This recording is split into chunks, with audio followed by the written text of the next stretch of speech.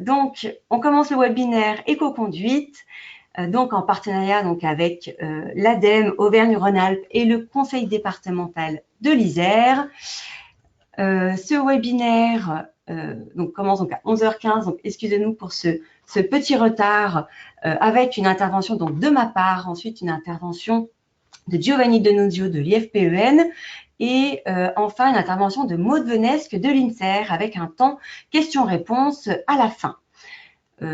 Vous pouvez interagir avec nous, donc tous les participants peuvent interagir avec nous via un chat qui se trouve sur le côté, donc sur votre droite, normalement, et donc effectivement le son, vous n'avez pas en tout cas une possibilité d'intervenir à l'oral. N'hésitez pas aussi à télécharger la présentation qui est sous format PDF. Normalement, vous pouvez la télécharger directement. Donc, pour rappeler, la mobilité des salariés, on est bien sur des déplacements pendulaires domicile-travail, mais également tout ce qui est déplacement professionnel en entreprise. Donc, cette mobilité, elle peut être gérée par le référent mobilité, donc qui peut être soit directement la direction générale, ou alors directeur responsable ressources humaines, sécurité, environnement, énergie, ou alors communication interne ou les achats. Enfin, en gros, vraiment, la mobilité peut être sous la responsabilité de différents interlocuteurs en entreprise. Souvent, des liens sont faits avec les syndicats ou les CHS. Ensuite, les bénéfices attendus pour les entreprises, ils sont quand même assez divers et variés. On va retrouver vraiment tout ce qui peut être en lien avec social, sécurité, environnement ou même sociétal.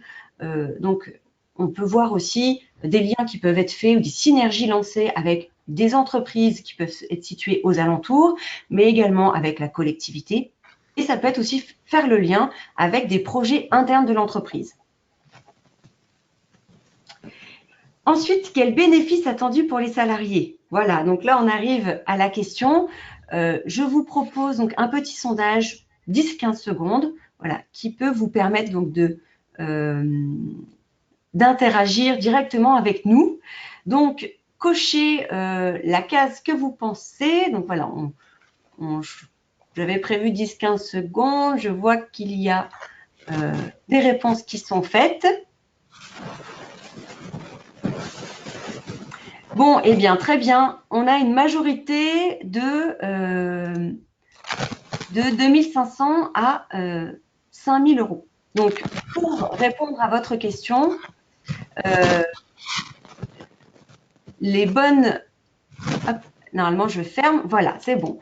La bonne réponse, c'est plus de 5000 euros. On est bien à 5883 euros de moyenne pour un budget automobile pour un Français en 2016.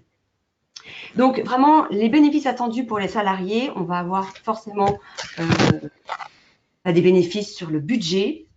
Ensuite, optimiser le temps. Donc, vraiment, du gain de temps utile. Et ensuite, effectivement, en lien avec tout ce qui est bien-être, motivation, santé pour tout ce qui est mode actif, mais aussi réduire retard et risque d'accident.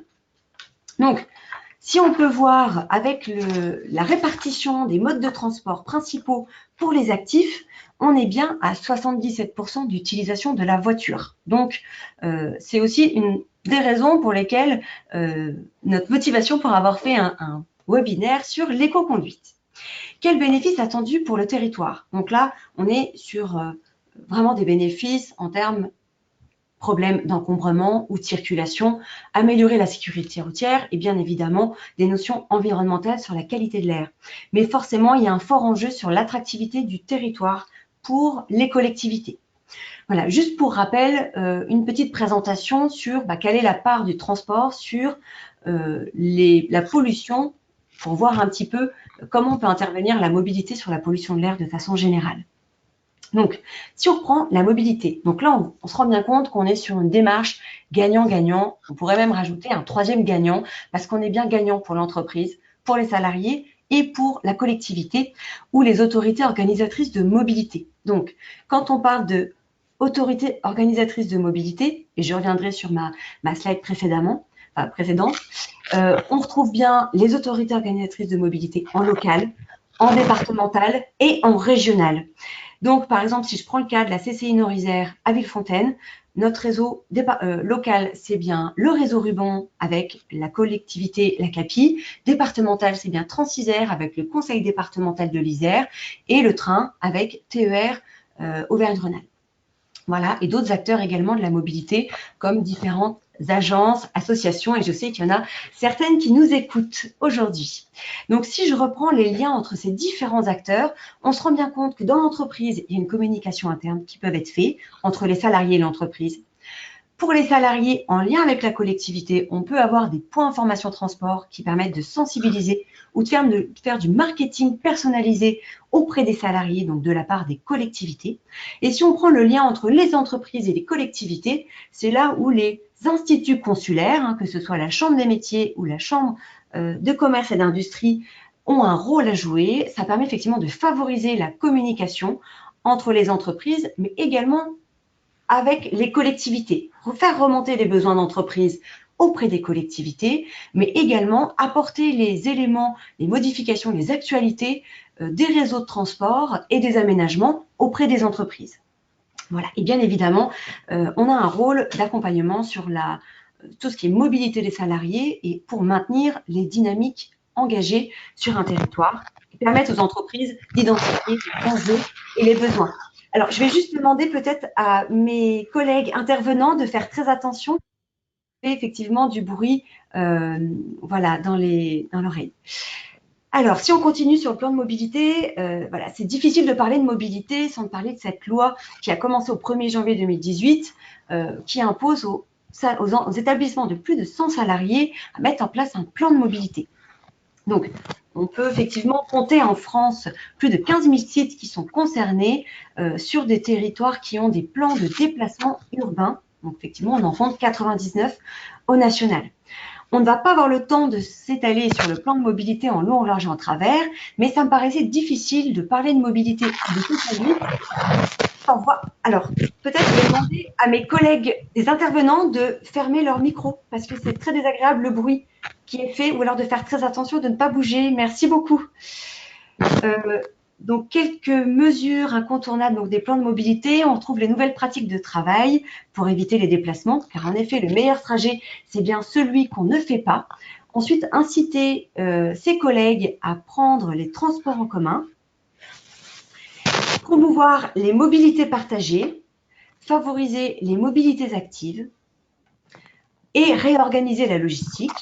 Et enfin, opter pour des déplacements moins polluants, comme par exemple l'éco-conduite. Donc, si je reprends l'éco-conduite, donc on est bien sur un comportement de conduite plus responsable qui permet de réduire de 15% les coûts d'entretien du véhicule est limité. Alors, je suis désolée, mais il y a vraiment beaucoup de bruit et c'est un peu difficile pour moi de… Donc, peut-être, Giovanni, si vous voulez bien faire peut-être attention. Voilà, Non, avec… mon micro est désactivé. D'accord. Alors, peut-être dans ce cas, Maude, excusez-moi, mais c'est très difficile. Je vous demanderai de faire un petit peu attention. Voilà, merci. Donc, si on reprend bien les motivations pour l'éco-conduite, on reprend bien la motivation économique. Voilà. Et enfin, une motivation écologique, sociale et une motivation d'image. Donc, ces points sont très importants parce que aussi en interne, ça peut permettre à certaines entreprises d'avoir aussi, on va dire, des leviers dans le cadre de leur démarche RSE pour accentuer que ce soit un bien-être auprès de leurs salariés, mais aussi d'avoir un poids sur les dépenses et sur eh bien, le budget de leurs collègues. Quelques conseils sur l'éco-conduite, même si là, on n'aura pas le temps, vous imaginez bien, de voir le détail sur l'éco-conduite. Et dans un premier temps, alléger le véhicule, bien préparer son itinéraire, vérifier la pression des pneus, utiliser les instruments de bord de son véhicule afin d'appréhender l'utilisation de son carburant, rouler moins vite, engager rapidement les rapports, décélérer doucement en relâchant l'accélérateur, éteindre le moteur quand on patiente, anticiper le trafic et enfin limiter la clim. Comment appréhender l'éco-conduite vraiment en entreprise? Déjà déterminer qui est impliqué dans l'apprentissage de l'éco-conduite. Qui sont les utilisateurs, donc quels collègues ou salariés vont faire le plus de kilomètres, que ce soit dans les déplacements professionnels, voire peut-être aussi en déplacement pendulaire. Quelle direction est concernée en interne? Et enfin, dans le cadre de sa flotte de véhicules, comment optimiser vraiment l'utilisation des véhicules et comment prioriser selon les gains potentiels, tout simplement, dans sa structure. Donc, définir quel circuit de décision pour valider la formation, donc quel est le contenu de la formation, comment rédiger son cahier des charges, comment choisir les prestataires, par quel financement, est-ce que les fonds de formation peuvent prendre ce type de formation, comment valider la formation en interne et quel suivi de consommation de carburant. En effet, il existe des suivis de télématique qui peuvent suivre et permettre de voir effectivement quel gain, retour sur investissement, ce type de formation peut faire en entreprise. Donc, est-ce que cette formation est obligatoire ou non? En moyenne, il est préconisé une journée par conducteur, mais effectivement, on peut voir différemment en fonction de si on propose une sensibilisation, par exemple, auprès de ses salariés, donc type une intervention avec simulateur, mais on peut aussi préconiser des applications smartphone type GecoAir, donc comme va nous proposer Giovanni juste dans la foulée de mon intervention, et ensuite des formations éco-conduite et préventives qui peuvent être réalisées en intra ou en inter-entreprise en un ou plusieurs jours. Donc effectivement, elles peuvent être faites en salle, avec simulateur et ou avec le véhicule personnel ou pro des personnes, sur route ou sur circuit. Elles peuvent être aussi proposées avec le fabricant directement du véhicule pour optimiser la conduite. Et enfin, avec des formateurs spécialisés, donc comme Move & Save ou des organismes spécialisés, comme l'INSER, donc comme va intervenir Maud Venesque dans la foulée, et ensuite aussi comme d'autres intervenants, type Centaure ou d'autres. Donc, il existe, comme je vous le disais tout à l'heure, des outils de suivi de consommation de carburant, donc type outil télématique. Voilà. Donc, j'ai un petit peu dépassé mon temps de parole. Je vais vite passer la parole à Giovanni en lui transmettant du coup la possibilité donc de faire passer directement sa présentation. Merci Voilà, Odile. merci à Merci vous. Odile pour cette présentation. Je pense avoir la main du coup. Alors je me présente. Donc je suis Giovanni Denunzio, ingénieur de recherche à l'IFP Énergie Nouvelle. Et je vais vous présenter cette application smartphone qui a comme objectif celui d'améliorer la qualité de l'air au travers d'une amélioration de notre style de conduite. Donc juste essayer de faire passer les slides. Voilà, juste quelques mots pour présenter l'IFP Énergie Nouvelle. Donc, il s'agit d'un centre de recherche public. On a un statut d'EPIC, donc établissement public à caractère industriel et commercial,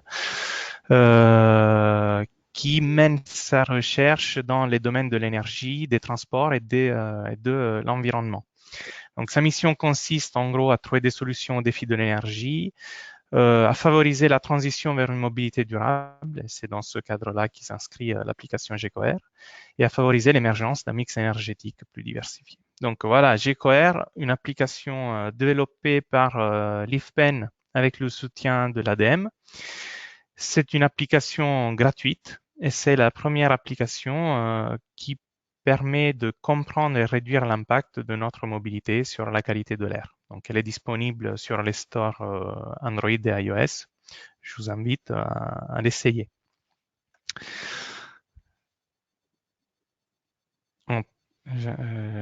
J'arrive pas à passer la slide.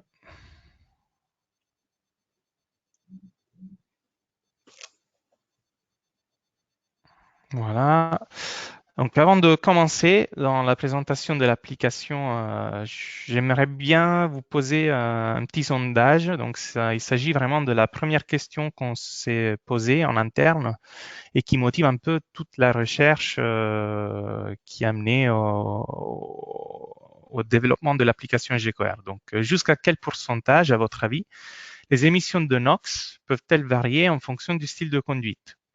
Voilà, je vous invite à cocher la réponse qui vous semble la plus le plus approprié. Alors Giovanni, parce que je ne pense pas que vous voyez les réponses du sondage, je peux Non. vous dire un petit peu les réponses qui me sont mentionnées. On a une majorité de la troisième et quatrième réponse, donc 100% ou 200%. Voilà, 37 et Voilà. 34%. Voilà, Donc, et c'est plus ou moins ce qu'on pensait nous aussi avant de faire un constat très simple. Si j'arrive à passer la slide. Voilà, donc nous sommes partis d'un constat très simple. Donc nous avons pris un véhicule, nous avons choisi un trajet et après on a demandé à 13 conducteurs de conduire sur ce trajet avec ce même véhicule et on leur a demandé de faire 2 essais par conducteur du coup. Et donc nous avons observé qu'en fait les émissions de NOx peuvent varier d'un facteur 1 à un facteur 4 selon le style de conduite, tout en gardant le même véhicule et le même trajet. Alors, en fait, ce qu'on pense souvent, c'est que le seul axe d'amélioration des émissions polluantes, c'est l'évolution de la technologie véhiculaire. Alors que finalement, le style de conduite est un levier encore méconnu. Donc c'est pour cela que nous avons eu cette idée.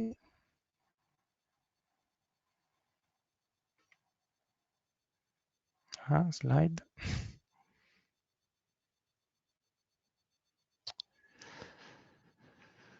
Voilà, nous avons eu cette idée d'utiliser notre savoir-faire pour transformer le smartphone en capteur virtuel d'émissions et permettre à chacun d'agir. Donc, ça veut dire que nous pouvons utiliser cette application pour comprendre comment notre style de conduite peut avoir un impact sur les émissions.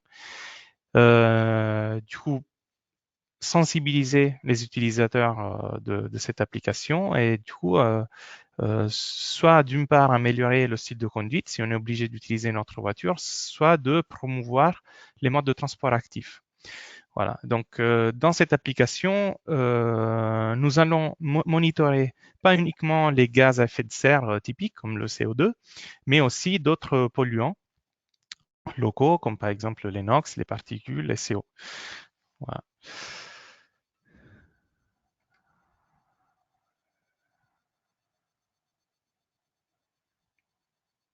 Euh,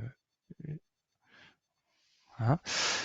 Désolé, j'ai un peu de retard dans le passage des slides, mais bon. Donc GecoAir, on a dit une application gratuite, mais voilà, quand on pense à une application gratuite, on se dit souvent, bon voilà, c'est une application privée de contenu ou sans fond technique. Donc c'est pour cela que nous tenons à souligner le fait que c'est une équipe de 11 ingénieurs. Donc on a 3 développeurs d'applications mobiles. Donc, il s'agit d'applications pour iOS, pour Android, et des ingénieurs aussi qui s'occupent de la mise en place des serveurs pour le stockage et l'enregistrement des données. Mais aussi, on a 8 ingénieurs motoristes et mécatroniciens donc, qui s'occupent de la mise en équation de tout ce qui est la chaîne de traction moteur, la génération des polluants.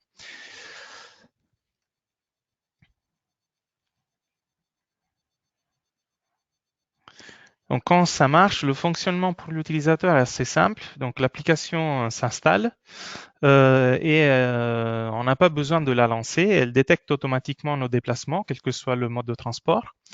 À la fin de chaque déplacement, elle nous donne une analyse des émissions. Elle nous donne aussi des conseils personnalisés pour améliorer notre style de conduite. Par exemple, si on a besoin d'accélérer moins fort ou si on peut retarder un peu les freinages ou comment on se positionne par rapport à notre moyenne d'émission sur un trajet récurrent, par exemple. Et du coup, à la fin de chaque trajet, de chaque journée, en fait, on a un score mobilité qui est agrégé. Et, euh, et donc l'objectif, c'est de réduire au maximum ce score polluant qui est agrégé à la fin de chaque trajet. Donc, quel est l'indicateur que nous avons choisi? Il s'agit du POP au point polluant. Donc, nous avons choisi d'utiliser un indicateur unique parce que voilà, les évolutions des différents polluants sont parfois antagonistes. Donc, on dit souvent que les points à haut rendement pour les émissions de CO2, ils se trouvent à forte charge. Donc, idéalement, il faudrait utiliser le moteur d'une certaine façon avec des accélérations plus ou moins fortes. Mais ces points de fonctionnement-là ne sont pas du tout optimaux pour les émissions de NOx. Donc, des fois, on a des comportements comme ça un peu antagonistes. Et donc, c'est pour ça que nous avons décidé d'agréger tout ce score-là sous forme d'un seul indicateur, donc point polluant. On n'a pas besoin d'être expert pour comprendre ce chiffre. Et donc, l'objectif, c'est vraiment de faire le moins de POPs possible. Mais comment sont calculés ces POPs? Donc, le calcul est indépendant du type de véhicule. Et finalement, pour nous, c'est juste une équation comme vous pouvez la voir tout en bas du slide. Donc, il s'agit d'une somme pondérée des différents polluants que nous prenons en compte. Après, le choix des coefficients est lié plus ou moins à l'impact sociétal, à l'impact sur la santé et sur la perception de ces polluants-là. Donc, quand ça marche, l'application un peu sous le capot, comme j'ai indiqué dans ce slide, donc en fait, on installe l'application, on crée un compte, on crée un véhicule aussi en renseignant la plaque d'immatriculation. On n'est pas obligé de renseigner la plaque d'immatriculation si on ne veut pas. On peut même mettre nous-mêmes des caractéristiques des véhicules, de son propre véhicule, ou créer un véhicule lambda assez générique. Cela permet en fait à l'application et un non-calcul sur le serveur de récupérer toutes les cartographies moteurs pour que notre estimation de polluants soit la plus précise possible. Ensuite, l'application détecte notre mobilité, comme je vous ai dit, et nous envoie des signaux GPS comme la vitesse et le profil d'altitude pour que nous pouvions réaliser ces calculs des polluants sur nos serveurs. Et ensuite, il y a un retour vers l'utilisateur, donc vers l'application, des résultats de ces POPs, donc l'indicateur lié au déplacement. Donc, voilà, excusez-moi, je me permets juste de vous dire, alors normalement vous êtes quasiment à 10 minutes, mais voilà, prenez encore quelques minutes pour terminer votre présentation. Comme je me fais mettre du temps, je me permettais de vous le signaler. Oui, merci. Donc voilà, je vais vous expliquer un peu le fonctionnement de l'application. Après, ce qui est important, donc quelques résultats. Donc ce qui est important en fait, c'est que GeoCoR peut beaucoup sensibiliser l'individu. Nous efforçons aussi de développer ce volet communautaire à travers le déploiement de challenges, par exemple, pour voir comment l'individu se positionne à l'intérieur d'une communauté. Et ensuite, GeoCoR peut être utilisé comme un outil très important pour les législateurs, les collectivités, parce que par exemple, toutes ces données collectées par l'application GeoCoR, on a actuellement plus de 30 millions de kilomètres parcourus en France, peuvent être agrégées pour créer des cartographies dynamiques d'émissions. Donc, en fait, les législateurs, les aménageurs peuvent visualiser vraiment où se trouvent les pics d'émissions et les corréler, par exemple, à certains choix de l'aménagement urbain. Donc, est-ce qu'un ralentisseur a un fort impact? Est-ce que ça serait mieux d'avoir, par exemple, une zone 30 km/h d'un point de vue émissions polluantes?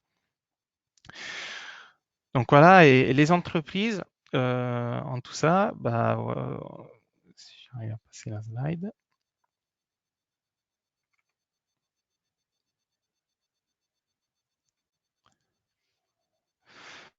Voilà, nous avons pensé aussi aux entreprises. Donc, on a déployé des challenges éco-conduite inter-entreprises.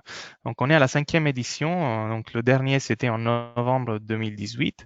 Et ces challenges-là permettent aux entreprises d'évaluer, de contribuer à la réduction de l'empreinte écologique de leurs salariés. Donc, pour ce challenge de 2018, on a eu presque 1000 participants avec une centaine d'entreprises. Et on a collecté juste dans les 2 semaines du challenge presque 500 000 kilomètres, et dont la majorité étaient était fait en voiture. Voilà, et pour demain, donc en 2019, nous pensons avoir une nouvelle version de l'application GeoCoR qui pense notamment aux entreprises et aux plans de déplacement, parce qu'en fait, ça permettra plus facilement aux employeurs de monitorer l'activité de leurs salariés, mais tout en gardant la protection de la vie privée des salariés. Donc, ça sera vraiment des données remontées d'un point de vue profil de vitesse et profil d'altitude, mais on n'aura pas d'indication sur les heures des déplacements effectués et sur les localisations exactes. Donc voilà, la modalité d'inscription des entreprises est assez simple. Il faut juste s'inscrire sur le site de GeoCoR. Une fois que l'entreprise est inscrite, les salariés peuvent télécharger l'application et se raccrocher à leur entreprise via l'onglet Challenge de l'entreprise. Et après, à la fin des challenges entre l'entreprise, nous, on fait des remises de prix. Donc pour les établissements, en fonction du nombre de salariés indiqués, et pour les individus aussi qui ont participé au challenge. Voilà, je pense que je suis au dernier slide, juste pour faire un focus sur la participation du département de l'Isère. Donc voilà, on a 7 entreprises de cette région qui ont de ce département qui ont participé. Et une mention particulière du coup à l'entreprise Blanchon et ITW BI-Compte qui ont eu la deuxième place pour la participation et pour la note moyenne, donc dans ces deux catégories-là. Donc je dirais pas mal représenté le département dans le challenge. Très bien. Merci Giovanni pour Merci à vous pour l'explication l'attention. de cette application et surtout pour ce retour effectivement de ce challenge, moi qui me semble très intéressant et qui me paraît effectivement, en tout cas pour l'année prochaine, de faire une promotion peut-être plus active sur le département et sur la région. Merci bien. Maud, du coup, Merci je à vous. vais vous donner la parole. Est-ce que vous préférez, du coup, gérer directement la souris? Vous voulez que je le fasse comme vous voulez? Eh ben, je vais gérer avec la souris. Allez, très bien. Alors, hop, c'est parti. Je vous donne la main. Alors, voilà. Donc, merci Odile et merci Giovanni pour votre présentation. Donc, bonjour à toutes et à tous. Alors, je me présente, je suis Maude Venesque, je suis attachée commerciale à l'INSER pour l'Institut national de sécurité routière et de recherche. Et voilà, je suis affectée au service des formations post-permis. Alors, qui sommes-nous? Donc, nous sommes un groupement d'intérêt public. Donc, c'est-à-dire que nous sommes un organisme de formation spécialement dédié à la sécurité routière et nous fonctionnons bien sûr sur le seul produit de nos prestations.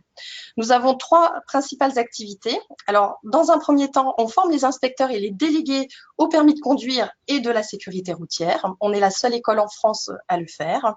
Et après, on forme aussi tout ce qui est profession réglementée, c'est-à-dire que les médecins et les psychologues chargés du contrôle médical de l'aptitude à la conduite. On forme également les experts en automobile, donc ce sont les personnes qui sont chargées de constater des véhicules endommagés et qui passent voilà, dans les garages. Et nous formons aussi les animateurs de stages, donc ce sont les personnes qui animent des stages de récupération de points. Et effectivement, on dispense dans les entreprises et les collectivités, et je dirais même toute structure qui le souhaite, des formations en prévention du risque routier, alliant théorie et pratique sur réseau routier. On fait également de la formation en éco-conduite, pareil, alliant théorie et pratique sur le réseau routier. Et on anime aussi des formations conduite proactive qui se font généralement sur circuit. Nous travaillons en partenariat avec la piste club du circuit de Nevers-Manicourt. Et également, nous sommes en mesure de vous créer une formation sur mesure et personnalisée en fonction de vos besoins.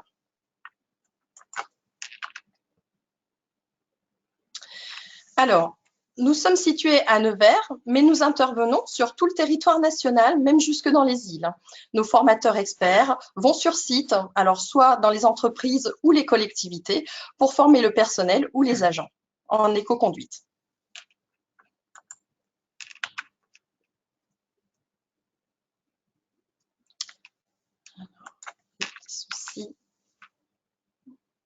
Alors, qu'est-ce que l'éco-conduite ? pour apporter une petite définition simple, effectivement, ça consiste vraiment à conduite en toute sécurité. Hein, donc ça, c'est important, en consommant au minimum et en limitant bien sûr l'usure du véhicule, tout en préservant bien sûr un enjeu environnemental. Alors, les enjeux de l'économique au niveau de l'entreprise, il y en a 3. Sécuritaire, économique et écologique. Alors, sécuritaire, pourquoi?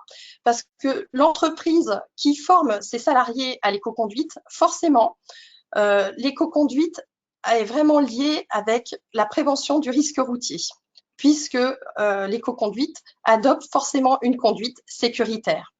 Économique, forcément, parce que l'éco-conduite, bien sûr, engendre une baisse de la consommation de carburant et limite, bien sûr, l'usure du véhicule. Et écologique, pour avoir effectivement un impact bénéfique sur l'environnement. Alors, pour l'entreprise ou les collectivités, comment intégrer cette formation éco-conduite? Alors, bien sûr, en rappelant auprès de leur personnel ou de leurs agents les 3 enjeux principaux pour l'entreprise ou la collectivité. Et bien sûr, ça peut concerner au niveau personnel et professionnel pour la personne qui est formée. Hein. L'entreprise ou la collectivité peut bien sûr l'imposer comme une démarche responsable et citoyenne. Et forcément, ça peut aussi rentrer dans une démarche globale en prévention du risque routier. Et enfin, l'entreprise ou la collectivité a tout intérêt de démontrer à ses salariés et à ses agents que une formation d'éco-conduite, forcément, ça inclut aussi des économies à long ou moyen terme substantielles.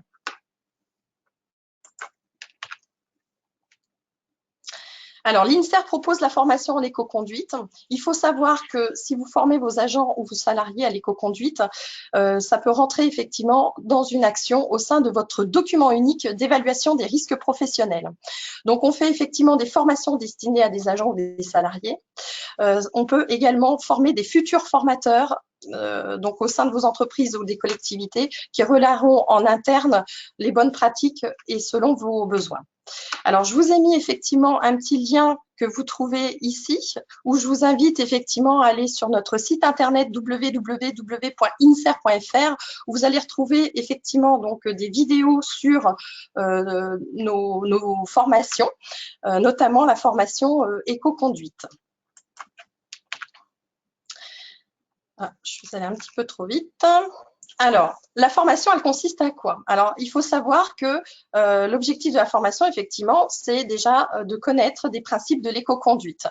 Ces principes sont forcément liés avec les 3 enjeux, c'est-à-dire sécuritaire, économique et écologique. Sécuritaire, pourquoi? Parce que c'est forcément une formation qui diminue aussi l'exposition au risque routier. Économique, pourquoi? Parce que ça engendre des baisses de réduction de coûts de carburant et d'usure du véhicule. Et écologie, parce que forcément, c'est un enjeu environnemental. Alors, comment se passe une formation en éco-conduite? Alors déjà, c'est une journée de 7 heures. Et l'INSER a une démarche qualitative, c'est-à-dire qu'on compte toujours un formateur pour 5 stagiaires. On peut former 10 personnes, 15 personnes dans la journée, mais on aura toujours ce ratio de 1 formateur pour 5 stagiaires. Cette formation allie forcément théorie et pratique. On a 2 audits dans la journée, c'est-à-dire que chaque stagiaire, alors ce qu'on appelle des audits, c'est-à-dire que chaque stagiaire va conduire une moyenne de 25 à 35 minutes sur le réseau routier, en fonction bien sûr des conditions de circulation, et chaque conduite sera analysée. Nous avons un logiciel qui permet qui est relié sur le véhicule via la prise OBD et qui permet d'enregistrer la consommation de carburant, l'anticipation, la passation des vitesses, le freinage et l'usure du véhicule. Donc, il y a un premier audit en situation normale de conduite, selon leurs habitudes. Ils vont revenir en salle, ils vont débriefer bien sûr sur leurs analyses et le formateur va les faire réfléchir sur ce qu'est l'éco-conduite et va leur enseigner les techniques éco. Et ils vont retourner une deuxième fois sur le réseau routier où chacun va refaire le même parcours que la première fois. Les analyses seront de nouveau enregistrées et ils devront appliquer les techniques éco. Et en général, quand ils reviennent en salle, on croise les données et on fait une comparaison des 2 bilans. Voilà.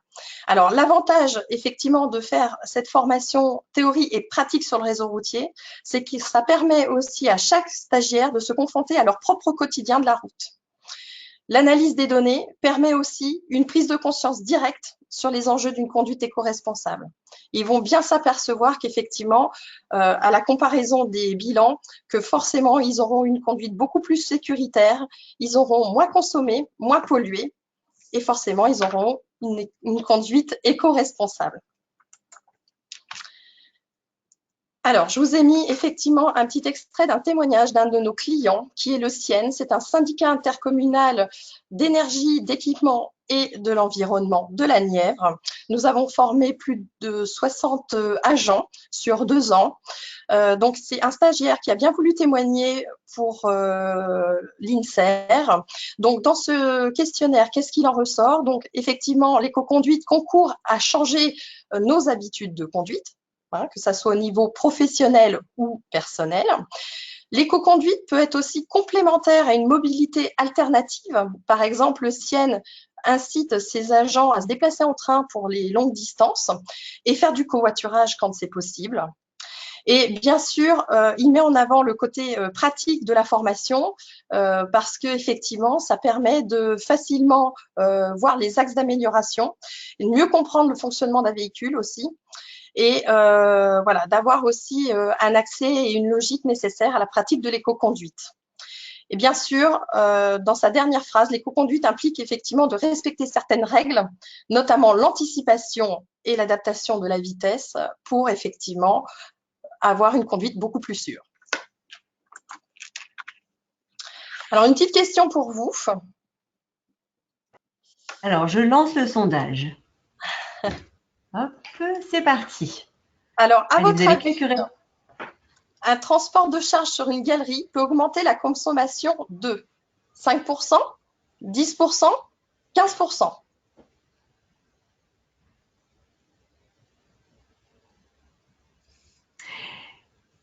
Eh bien, nous avons une majorité, donc à 89%, de 15%. Eh bien, c'est très bien. Effectivement, donc ça augmente de 15% la consommation de carburant. Pourquoi? Parce qu'il y a le port de charge qui augmente, bien sûr, le poids du véhicule, plus l'air. Donc, ça fait beaucoup plus consommer le véhicule. Très bien. Je vous remercie, Maude, pour cette Merci. intervention, ces présentations. Avant de passer aux questions, juste voilà, vous redire en fin de cette présentation, vous pourrez retrouver nos différentes interventions sur les webinaires et les ateliers, parce que l'objectif est par la suite de proposer des ateliers en présentiel. Donc, moi, je vais me permettre quand même de vous poser effectivement une petite question. C'est une question que vous retrouverez dans le petit questionnaire de satisfaction que vous retrouverez dans la foulée de ce webinaire. N'hésitez pas à nous dire quelle thématique vous souhaitez aborder, s'il y a des thématiques qui vous intéressent, et surtout s'il y a un atelier en présentiel ou une formation éco-conduite, éventuellement inter-établissement ou intra, pourquoi pas, peut vous intéresser éventuellement. Effectivement, on peut organiser ça.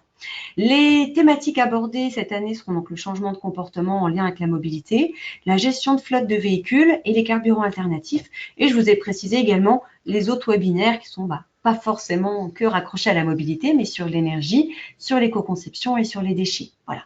Mais ce que je vous propose, peut-être pour essayer de respecter le timing, parce que là on est un petit peu en retard par rapport à nos prévisions, même si sur la durée, on est vraiment dans une durée qui est très correcte, car là on est à 44 minutes, donc c'était vraiment c'était ce qui était prévu, mais normalement avec le temps des questions. On va quand même peut-être prendre quelques questions, si vous voulez bien. Peut-être la première question sur les possibilités de financement. On a aujourd'hui un C2E qui existe, un certificat d'économie d'énergie, qui permet de prendre une part effectivement de financement sur les formations éco-conduite. Donc ça, c'est quelque chose d'important à prendre en compte. Je connais pas d'autres financements possibles, sachant qu'aujourd'hui, la mobilité, il y a effectivement certaines contraintes réglementaires. Il y a une question pour Giovanni, donc de l'IFPEN. Est-ce que combien il y a d'utilisateurs de GECOR? Est-ce que vous avez peut-être cette réponse? Oui. Alors, on est à peu près à 15 000 utilisateurs. Sachant qu'il y a une petite différence parce que nous, quand même, on regarde surtout les utilisateurs fidèles, dans le sens qu'ils utilisent, ils utilisent l'application quotidiennement et pour tous leurs déplacements. Et c'est eux en fait qui nous remontent la majorité de ces données-là. Donc c'est à peu près on a à 2000 utilisateurs fidèles, sachant qu'après il y a en total 15 000 à peu près. D'accord, très bien. Peut-être une autre question, et là je peux presque y répondre en partie, c'est est-ce que l'enregistrement des trajets se fait automatiquement ou est-ce qu'il faut lancer l'application? Moi, comme j'utilise GeoCoR, je sais qu'elle se fait automatiquement, mais je vais vous Oui, laisser y répondre. Hein. exactement. C'est un déclenchement automatique. Donc, dès que un trajet est détecté grâce au capteur GPS du smartphone, l'enregistrement se fait automatiquement. Et il y a Très même bien. la détection du mode de transport, Ok, sachant que après l'utilisateur peut modifier ça manuellement a posteriori. très bien. Une autre question par rapport à la possibilité de calculer des POP. Alors, je vais reprendre peut-être la question exactement. Par rapport à une flotte de véhicules, vraiment en véhicule professionnel. Quel est Euh, Alors, attendez, excusez-moi, j'essaie de reprendre la question pour vous poser la question de façon vraiment précise. Voilà. Est-ce que l'on peut calculer des POP d'une flotte de véhicules d'entreprise? alors, je pense que ça, on peut le faire dans le cadre du challenge ou dans le cadre d'un monitoring de l'activité d'une entreprise, dans le sens que finalement, l'application GeoCoR est pour l'individu. Donc, il faut que ce smartphone ou l'application GeoCoR tourne pour un utilisateur dans un véhicule. Après, si on a beaucoup de salariés et du coup, on a une flotte, donc si l'entreprise est rattachée au challenge ou nous demande, nous, on peut fournir toutes les statistiques liées au déplacement des salariés et du coup de la flotte. Et après, l'entreprise peut, de façon indépendante, faire des analyses statistiques sur les POP de tous les véhicules de la flotte. Ça, bien sûr, D'accord, c'est possible. très bien. Une question aussi par rapport au modèle économique de GeoCoR. On nous demande effectivement si l'application est gratuite, qui paye effectivement cette application, en tout cas quel est le modèle économique? Est-ce que vous pouvez nous apporter des précisions? Alors, l'application GeoCoR est gratuite, comme je vous ai dit. J'ai aussi mentionné qu'il y a eu le soutien de l'ADEME qui a cofinancé l'application à hauteur de 40%. Après, on n'a pas forcément de modèle économique associé à l'application en soi parce que ça reste et ça restera toujours gratuite. En fait, ce que nous essayons comment dire, de proposer aux collectivités, surtout, c'est la possibilité d'utiliser les données GeoCoR pour voir les cartographies dynamiques d'émissions dont je vous ai parlé tout à l'heure. En fait, il y a la possibilité d'agréger ces données-là, bien sûr anonymisées, mais enfin, elles sont agrégées par localisation, donc on peut vraiment faire ressortir des comportements, des pics d'émissions liés à l'infrastructure. Par exemple, on peut voir si en présence je sais pas, d'un échangeur, du coup, d'une émission à un axe autoroutier, en fait, on a des pics d'émissions très élevés parce qu'il y a un changement de vitesse de 70 à 100, 110 par exemple, ou dans les villes, des pics d'émissions liés à un feu, à un choix d'un ralentisseur, à une zone 30. Donc, à partir de ça, les aménageurs peuvent prendre des décisions de modification et aussi, par exemple, voir les impacts de la mobilité, la mobilité en fonction des vignettes critères, par exemple. Grâce à l'application GeoCoR, on peut avoir une estimation de quel est le bénéfice si j'interdis, par exemple, les critères 3 et 4. Donc, Ok. le modèle économique, c'est plutôt voilà, essayer de vendre ces données-là aux collectivités, mais pas à l'utilisateur. Alors, une dernière question pour vous, et après on a quelques questions aussi pour Maude. Avez-vous calculé, enfin, est-ce que l'IFPN a déjà calculé le coût énergétique de l'application GeoCoR en termes de consommation du cloud, notamment? Euh, Ah, ok. La consommation du serveur, vous dites, le serveur de Oui, calcul. Ben non, non, on n'a pas encore fait ce calcul-là, effectivement, oui. voilà, effectivement, c'est une bonne proposition. Pourquoi pas? Alors, je vais peut-être poser donc les quelques questions également donc à Maude. Alors, il y avait déjà une question. euh, quel est le coût d'une journée de formation à l'éco-conduite avec l'INSER? Donc peut-être, même sans donner quelque chose de précis, car j'imagine qu'on doit faire un devis très personnalisé, mais peut-être un ordre de prix pour avoir un peu une notion de combien peut coûter une formation éco-conduite? Oui, alors effectivement, en général, on chiffre, alors surtout quand on se déplace, hein, on va dans les entreprises ou les collectivités former les agents ou les salariés, effectivement, on fait un devis sur mesure, hein. Alors après, sur notre site internet, nous avons les tarifs publics. Donc si effectivement vous allez sur notre site INSER et dans la formation éco-conduite, si vous simulez une inscription, vous aurez effectivement un prix moyen. En général, on est sur les 250-270 € hors taxe pour coût par stagiaire pour une journée de formation. Voilà, en moyenne, ça tourne autour de cette fourchette. D'accord. Alors, on avait aussi une autre question, mais vous avez apporté ces éléments-là au cours de votre présentation, mais bon, on peut effectivement le rappeler. C'est combien de personnes, de stagiaires pour une session de formation? Quelle est la préconisation? Oui, donc effectivement, comme je l'ai dit, on a vraiment une démarche qualitative, hein, c'est-à-dire que nous, ce qui nous importe, c'est que chaque stagiaire ait une écoute attentive et surtout réponse à leurs questions. Et il y a ce temps de débriefing personnalisé aussi qu'il faut prendre en compte, hein. Donc c'est pour ça qu'on est vraiment sur un ratio d'un formateur pour 5 stagiaires. Après, on peut former 10 personnes dans la journée, 15 personnes, 20 personnes, mais on aura toujours je dirais, voilà, 10 personnes, 2 formateurs, 15 personnes, 3 formateurs, 20 personnes, 4 formateurs. Voilà, on respecte vraiment ce ratio. D'accord. Alors, on a également une question, mais là, c'est plus en termes un peu retour sur investissement d'une formation. Est-ce que vous avez peut-être en tête des moyennes, des résultats des formations suite en fait à ces formations? Donc là, on me pose la question, moins 10% de conso de carburant, plus, moins. Voilà, est-ce que vous avez des retours peut-être des participants? Oui, alors c'est exactement ça par rapport aux entreprises que nous avons formées et même des collectivités. En général, on tourne entre 5 à 15% voilà, de réduction en termes de coûts de carburant. Donc, ce qui n'est pas négligeable voilà, en termes de frais pour les entreprises et les collectivités. Ok, très bien. Merci. Bah, écoutez, j'ai l'impression d'avoir pris bien toutes les questions. On est désolé pour ce petit retard, hein, parce que du coup, il y a eu voilà, quelques petits soucis techniques. En même temps, c'était notre premier webinaire, hein, tous les trois. Donc voilà, on vous remercie de votre indulgence. Vous allez recevoir un petit questionnaire de satisfaction avec aussi des questions voilà, sur vos volontés en termes de thématiques ou autres en termes d'ateliers présentiels, etc. Nous restons à votre disposition si vous avez des questions, bien évidemment. Et ben, écoutez, je vais vous souhaiter une très bonne journée et je vous dis à très bientôt. Merci à Et tous. Au revoir. Au revoir. merci, au revoir.